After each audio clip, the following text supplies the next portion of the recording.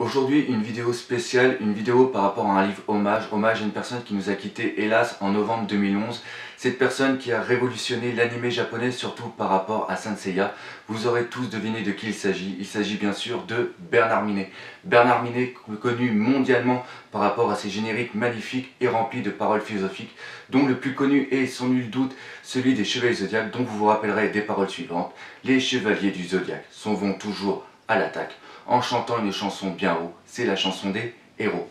Donc aujourd'hui, un livre qui retrace toute sa carrière. Ah, attendez, on me parle dans l'oreillette. Oui, ta gueule connard. Ah, Bernard Minet n'est toujours pas mort, autant pour moi. Le livre est sur le côté et tu verras de qui il s'agit.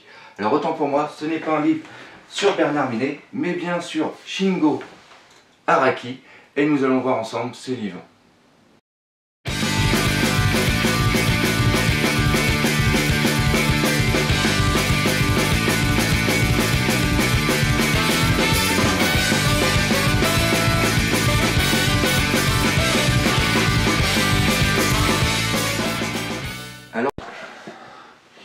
Alors ça y est, il est enfin arrivé à la maison, l'artbook hommage à Shingo Araki, et je peux vous dire que je suis parfaitement satisfait de cet artbook. Pourquoi? Tout simplement pour cela, regardez bien.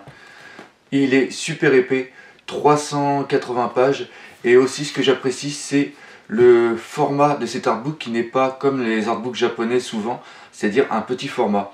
Donc sur le dessus nous avons bien sûr le titre Shingo Araki 1939, sa date de naissance 2011. Son décès, après Hitomi Tutamashi qui signifie des yeux à l'âme. Sur le dessus nous avons toujours des croquis, des dessins animés que nous allons avoir à l'intérieur, et justement ça c'est vraiment magnifique, ça nous donne vraiment un aperçu de la qualité du contenu de cet artbook. Donc ici nous avons par exemple Ulysse 31, Lady Oscar, Athéna, Seiya. Sur le côté, là ici nous reprenons le titre du livre, et sur l'arrière vous avez encore des croquis comme ici le Royaume, toujours Saint Seiya, des Chevaliers de Zodiac et aussi du Lady Oscar. Donc déjà vous pouvez voir que déjà à l'aspect extérieur cet artbook attire l'œil et est vraiment magnifique, et ceci n'est rien comparé au contenu que nous allons voir tout de suite ensemble. Cet artbook fait plus de 380 pages comme je l'ai déjà dit, et c'est juste assez pour toute la carrière de Shingo Araki. Donc cet artbook fait suite à l'exposition qu'il y a eu à Tokyo du 14 novembre 2012 au 10 décembre 2012 qui nous montrait justement toutes les œuvres de Shingo Araki par rapport à énormément de documents inédits. Cette exposition est justement une initiative de son fils Shingo Araki. Et justement, l'artbook que vous voyez là fait suite à cette exposition et a seulement été édité à 4000 exemplaires, et vous retrouverez à l'intérieur énormément de documents inédits. Donc comme pareil, nous avons ici une première partie qui était consacrée à tous les mangas qu'il a fait dans les années 60, et maintenant nous arrivons sur la partie animée, c'est-à-dire tous les dessins animés auxquels il a participé. Vous avez ici par exemple Le Roi Lion qui était avant. Et après, vous avez celui-là qui a assez marqué les esprits, qui est Ashita no Joe, que nous allons voir maintenant. Donc, déjà, pour ceux qui l'avaient vu, nous reconnaissons déjà le caractère designer très caractéristique par rapport à Shingo Araki. Et une autre chose que j'aimerais signaler par rapport à cet artbook, c'est que nous avons ici le titre en japonais avec l'année où a été créé l'animé, et après nous avons le titre aussi en français. De même qu'à la fin de l'artbook nous aurons aussi un texte qui sera en français. Donc comme vous le voyez au fil des pages, nous avons autant des croquis en couleur, en noir et blanc, par exemple ici comme vous voyez des shitai qui montraient comment devaient être les personnages par rapport là à l'animé Babel, et nous avons aussi des cellulos, et c'est en ça que cet artbook est vraiment exceptionnel. Là nous arrivons dans une autre partie qui est plus connue, qui est celle de Chéri Miel par rapport à le créateur de Goldorak. Là ça y est, j'ai un trou. Ah putain, Gonagai, merci beaucoup de m'avoir aidé. Donc vous pouvez voir ici, les dessins sont vraiment fantastiques. Et je vais passer vite fait pour arriver à ceux qui nous intéressent le plus, parce que je ne vais pas faire les 380 pages en direct.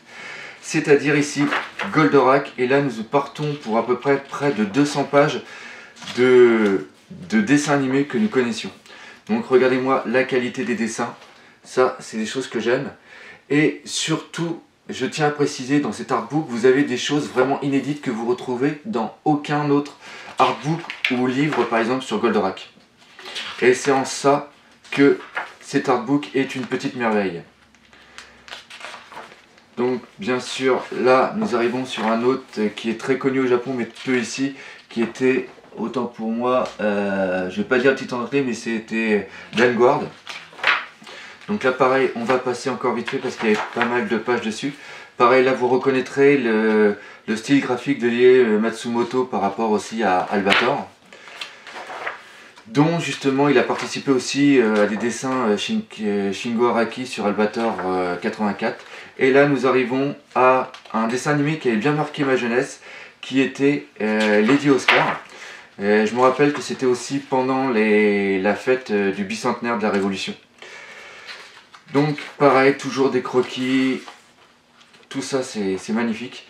Donc c'est pareil, hein, cet artbook est très volumineux, les pages sont très condensées, donc j'ai du mal à parfaitement vous faire voir les images sans abîmer mon artbook. Et comme j'y tiens, comme à la prunelle de mes yeux. Bah tiens, justement, parlons de prunelle de mes yeux, regardez, là, j'aimais bien Lady Oscar justement par rapport aux yeux qui étaient surtout très très grands et très pétillants, plein d'étincelles. Donc toujours pareil, hein, là des cellulos. Et là nous arrivons sur Albator 84, mais Albator 84 nous avons que ces deux images là. Après nous arrivons bien sûr sur Ulysse 31, ce qui est vraiment magnifique. Je tiens au passage à noter aussi que nous avons ici des petits marque-pages en soie qui sont vraiment magnifiques, qui permet de donner un aspect, une qualité encore mieux par rapport à cet artbook.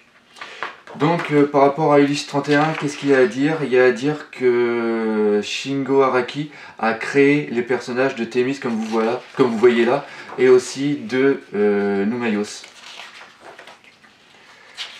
Donc voilà, hein, ça reprend à peu près tous les épisodes emblématiques de comment ça s'appelle et tous les personnages d'Ulysse 31. Avec bien sûr Télémaque, Ulysse, Nono bien sûr. Avec ici des cellulos, toujours pareil, c'est superbe. Avec ici justement Numayos que je parlais tout à l'heure. Et après nous allons arriver sur Lupin, c'était une version assez futuriste. Et après bien sûr nous arrivons sur la grande partie qui nous intéresse tous, qui est bien sûr Saint Seiya. Donc Saint Seiya, nous en avons plus de 60 pages et comme vous pouvez voir, ceci vous ne le retrouvez dans aucun autre livre que celui-ci. Et en ça, cet artbook, je le répète encore, est vraiment fantastique, exceptionnel. Donc voici des dessins de recherche par rapport à Seiya. Là, un dessin par rapport au météore de Pégase. Et justement, vous voyez ici marqué Les Chevaliers Zodiac, le titre qu'il y avait en français. Donc pas mal de dessins en couleur et aussi des dessins en noir et blanc. Donc là ici, ce dessin-là, pour ceux, il y en a beaucoup qui reconnaîtront, c'était les dessins que nous avions sur les boîtes françaises des jouets Saint Seiya. Et c'est des dessins qu'avait fait, excusez-moi, qu'avait fait Shingo Araki, et c'était seulement que pour les versions françaises des boîtes de jeux. Les boîtes japonaises sont totalement différentes. Donc pareil, hein, des dessins que vous connaissez bien. Là pareil, là vous avez tous les 4 dessins qui ont été faits par rapport aux boîtes japonaises, aux boîtes françaises. Et après, nous arrivons, bien sûr, là c'est par rapport à la série Hades, comme vous pouvez voir ici. Et c'est parfaitement magnifique. Donc après nous allons aussi avoir des dessins comme vous voyez qui étaient pour la promotion de la Sega justement Hades, avec certains que nous retrouverons sur les boîtiers DVD. Là c'était par rapport au dernier animé qui avait été fait, je crois que c'était Tenkai. Donc vous voyez là pareil, ce que j'adore c'est, vous voyez ici le crayonné sur cette page là, et après vous avez le résultat en couleur. Donc voilà, c'est tout simplement splendide. Donc voilà, beaucoup parmi vous reconnaîtront ces images, mais je trouve que c'est vraiment magnifique d'avoir ici les croquis de conception. Voilà. Regardez.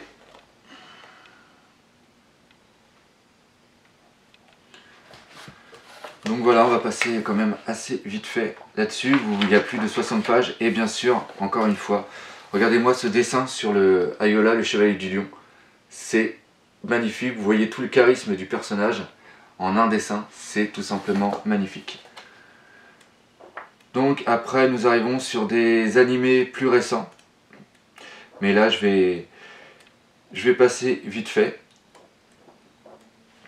Et après, nous arrivons sur une troisième partie où là, nous avons ses derniers travaux avec surtout son désir de revenir vers du manga papier.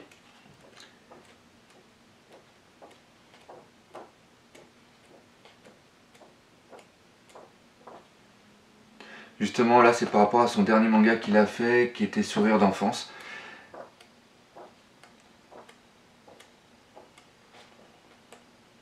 Et à la fin, nous arrivons sur la quatrième partie qui est un texte de remerciement par rapport à ce que son fils, ce qu'il a écrit. Et après, vous avez les différents animés qu'il a participé avec les années. Voilà, donc nous allons passer maintenant à la conclusion de cet artbook. Si j'avais qu'un seul mot pour décrire cet artbook, ça serait exceptionnel, magnifique et splendide. Ah bah tiens, ça fait plus qu'un mot ça. Bon, enfin bref, vous avez ici tout sur Shingo Araki, et le plus important, c'est que vous avez des documents qui sont inédits, que vous ne retrouverez dans aucun autre artbook, dans aucun autre livre, et en ça en fait un livre exceptionnel. Le revers de la médaille de ce livre, c'est qu'il n'est seulement édité qu'à 4000 exemplaires, et il va être très vite en rupture de stock. Au moment où je fais sa vidéo, on peut encore le trouver sur le site CD Japan pour un prix assez abordable comparé à ceux qu'on pourrait trouver par exemple sur eBay. Je vous invite à venir sur mon site artbookpassion.com pour trouver des liens pour aller l'acheter via le site CD Japan. Maintenant, j'espère que vous avez bien apprécié cette vidéo et je vous dis à bientôt pour justement d'autres vidéos sur mon site artbookpassion.com. N'oubliez pas, pour vous tenir informé, de vous abonner sur mon site ou alors sur ma page Facebook, et je vous dis à bientôt pour de nouvelles vidéos. Allez, salut, et surtout n'oubliez pas de regarder la vidéo jusqu'à la fin.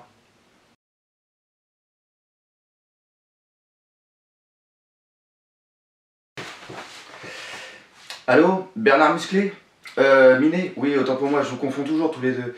Oui, c'est Ardouk Passion à l'appareil. Dis, c'est pour un renseignement, tu comptais pas mourir cette année?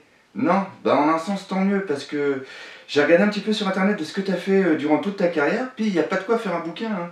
Parce que à part des génériques débiles, comment ça débile?